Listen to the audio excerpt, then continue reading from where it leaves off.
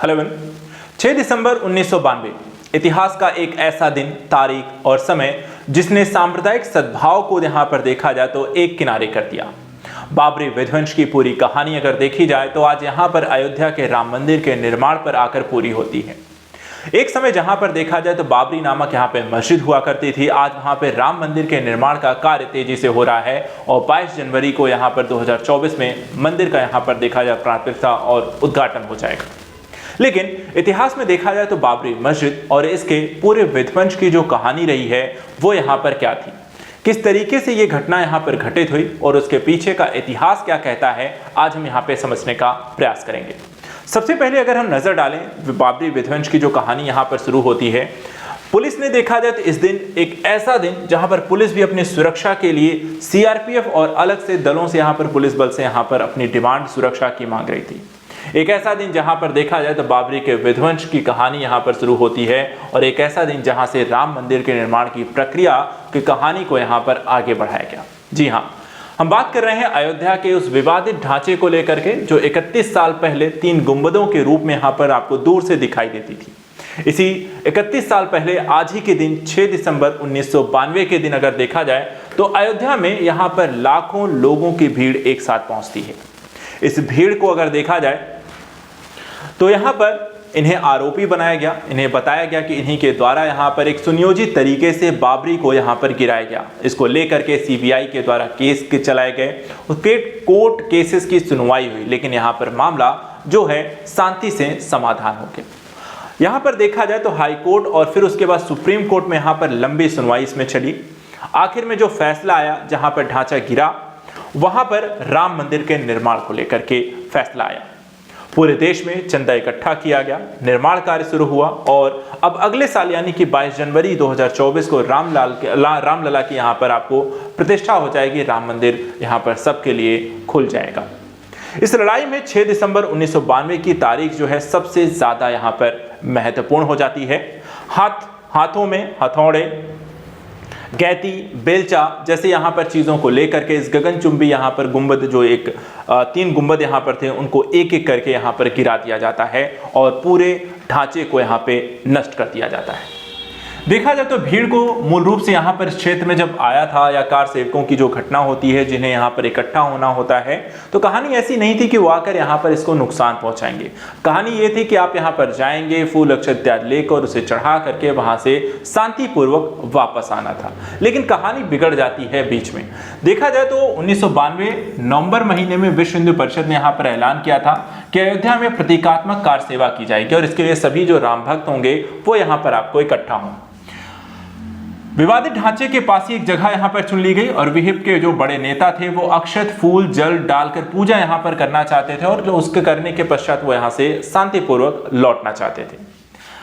6 दिसंबर का दिन आता है। देश के अलग अलग हिस्सों से करीब 2 लाख लोग यहां पर अचानक अयोध्या में यहां पर प्रवेश करते हैं, इस क्षेत्र में यहां पर प्रवेश करते हैं और एक एक करके इकट्ठा होना शुरू हो जाते हैं। बात आती है भीड़ को यहाँ पर बड़े बड़े नेताओं के द्वारा संबोधन करने की बात होती है। संबोधित करने वालों में अगर हम देखें तो वहां पर लाल कृष्ण आडवाणी थे, मुरली मनोहर जोशी थे, अशोक सिंघल, उमा भारती, विनय कटियार अयोध्या यहाँ पर पहुंच जाते हैं। उस समय देखा जाए जो तत्कालीन आपके प्रधानमंत्री थे वीपी नरसिम्हा राव, विहिप नेता विनय कटियार से बात करते हैं और अयोध्या की मौजूदा स्थिति के बारे में जानकारी लेते हैं और वहां पे आपको सब कुछ कहते हैं वो ठीक है, आपको कोई टेंशन लेने की बात नहीं है। लेकिन ये मुद्दा यहाँ पर आपको ठीक नहीं रहता है और एक एक करके ये कहानी यहाँ पर बिगड़ती जाती है और भी ज़्यादा समस्याप्रद हो जाती है। अब आइए यहाँ पर इतिहास के पन्नों को थोड़ा सा और पलटते हैं, थोड़ा और पीछे जाकर और वर्तमान तक की पूरी कहानी को थोड़ा सा समझने का प्रयास करेंगे। देखिए यहाँ पे कहानी 1992 से नहीं है, कहानी ये उससे पहले से चल रही है। सबसे पहले अगर हम देखें ये कहानी शुरू होती है अयोध्या में 1528 से और वर्तमान 2024 तक। और इस दौरान अगर हम देखें 1528 में बाबर के सूबेदार मीर बाकी ने अयोध्या में यहां पर यह मस्जिद आपको बनवाई थी जिसे बाबरी मस्जिद यहां पर आपको नाम दिया गया। उसके बाद 1813 में देखा जाए तो पहली बार यहाँ पे हिंदू संगठनों ने दावा किया कि राम मंदिर को तोड़ करके यहाँ पर मस्जिद बनाई गई, अर्थात जो बाबरी मस्जिद यहाँ पर है इसको तोड़ा गया है। यहाँ पे पहले राम मंदिर था, उसको तोड़ करके इसे बाबरी मस्जिद यहाँ पर बनाई गई थी। तो 1528 में यहाँ पर बाबरी मस्जिद का निर्माण और 1813 में यहाँ पर विश्व हिंदू परिषद के द्वारा दावा किया गया। इसके बाद कुछ सालों बाद 1859 में एक बार फिर से यहां पर देखने को मिलता है कि ब्रिटिश सरकार ने विवादित जगह पर यहां पर तार की एक यहां पर बाड़ लगा दी, ताकि यहां पर किसी भी तरीके के यहां पर घटना ना हो, हिंसक चीजें ना हो, सांप्रदायिक दंगे इत्यादि ना हो, से रोके के लिए, लोगों को प्रवेश करने से लिए रोके जाने के लेकर इस तरह की बाड़ को लगाया गया। उसके बाद जब भारत स्वतंत्र होता है 1949 में हम पहुंचते हैं, तो एक बार फिर से विवादित स्थल पर रामलला की यहां पर मूर्ति को स्थापित कर दिया जाता है, अर्थात यहां पर अब बात आगे बढ़ चुकी होती है, कहानी बढ़ जाती है राम मंदिर रामलला को स्थापित करने, उसकी पूजा अर्चना करने और यहां पर उसकी स्थापना को यहां पर एक जरिया प्रदान करने कि हाँ यहां पर पहले से रामलला यहां पर आपको स्थापित है। इसके बाद 1992 जिस दिन यहां पर इस मंदिर को इस मस्जिद को यहां पर आपको ढाया जाता है, तो अयोध्या में विवादित ढांचे को यहां पर जो बाबरी मस्जिद जिसके नाम से यहां पर फेमस है, जो 3 गुंबद यहां पर थे, इन्हें यहां पे ढा दिया जाता है।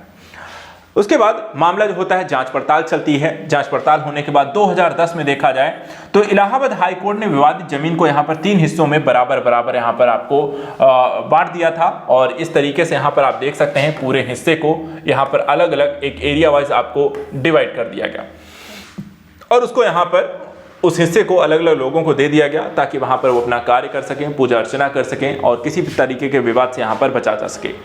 उसके बाद ये मामला देखा जाए तो हाई कोर्ट के बाद फिर ये मामला सुप्रीम कोर्ट जाता है। सुप्रीम कोर्ट देखा जाए तो 16 अक्टूबर 2019 को 40 दिन की यहाँ पर सुनवाई करती है और 40 दिन की सुनवाई पूरे होने के बाद यहाँ पर एक डिसीजन देती है और डिसीजन जो होता है वो हिंदू के पक्ष में जाता है और वहाँ पे राम मंदिर की यहाँ पर स्थापना को यहाँ पर निर्णय देते हैं। साथ ही मुस्लिमों के अलग से जमीन दे दी जाती है जहाँ पर वो बाबरी मस्जिद या फिर एक अन्य मस्जिद का यहाँ पर एक निर्माण कर सकते हैं और 22 जनवरी 2024 को देखा जाए तो अब राम मंदिर का यहाँ पर आपको उद्घाटन होगा। तो ये पूरी कहानी है जो कि यहाँ पर हमें देखने को मिलती है।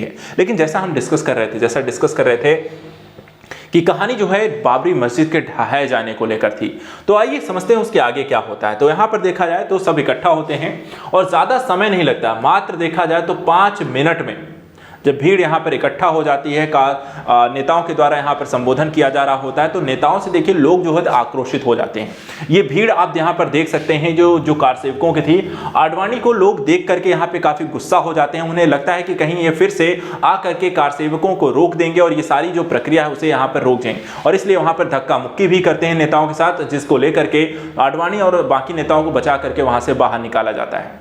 इसके जैसे ही यह घटना आपको आगे बढ़ती है, मात्र 5 मिनट में करीब 25 कार सेवक जो होते हैं विवादित ढांचे के ऊपर पहुंच जाते हैं और बाकी जो नेता हैं संयम बरतने को करते रहते हैं, लेकिन वहां पर उनकी एक नहीं सुनी जाती है। विवादित ढांचे के पास पहुंचकर करीब 200 लोग गुंबद पर चढ़ जाते हैं। अचानक जो होते हैं पूरी सुरक्षा व्यवस्था एक तरीके से समाप्त हो जाती है। लोग यहाँ पर बाड़ तोड़ करके यहाँ पर विवादित ढांचे में प्रवेश करते हैं, उसके ऊपर चढ़ते हैं और उनके पास जो भी यहाँ पर सामान था, जैसे कि हथौड़े थे, गैंती थे, बेलचा था, लोहे की यहाँ पर नुकीली रॉडें थी और मशीनें इत्यादि जो थी, वो उसका प्रयोग करके उस ढांचे को यहाँ पर गिराना शुरू कर देते हैं और यहाँ पर एक एक करके वो सारे ढांचे गिराना शुरू करते हैं। सबसे पहला जो ढांचा यहाँ पर गिरता है वो 2:45 पे आपको पहला ढांचा गिरा दिया जाता है और उसके देखा देखी यहाँ पर ये ढांचा जो है 31 साल पहले आपको देखने को मिलता है। अब यहाँ पर ये ढांचे की स्थिति नहीं रह गई और ज़्यादा समय नहीं लगता है। आपको देखा जाए तो शाम 7 आपको 5 बजे तक पूरा का पूरा ढांचा यहाँ पर गिरा दिया जाता है और शाम 7 बजे केंद्र सरकार के द्वारा यूपी की सरकार को, जो कि उस समय देखा जाए तो कल्याण सिंह यहाँ पर मुख्यमंत्री थे, उन सरकार को यहाँ पर बर्खास्त कर दिया जाता है और राष्ट्रपति शासन लागू कर दिया जाता है। सांप्रदायिक दंगों से बचने के लिए यहाँ पर अयोध्या में देखा जाए तो 16 स्पेशल ट्रेनें लगा दी जाती हैं और वहां से लोगों को बाहर निकालना शुरू किया जाता है। लाल कृष्ण आडवाणी, अशोक सिंघल भी यहां पर दिल्ली लौट आते हैं, लेकिन विनय कटियार उस समय देखा जाए तो वो वहीं रुक जाते हैं।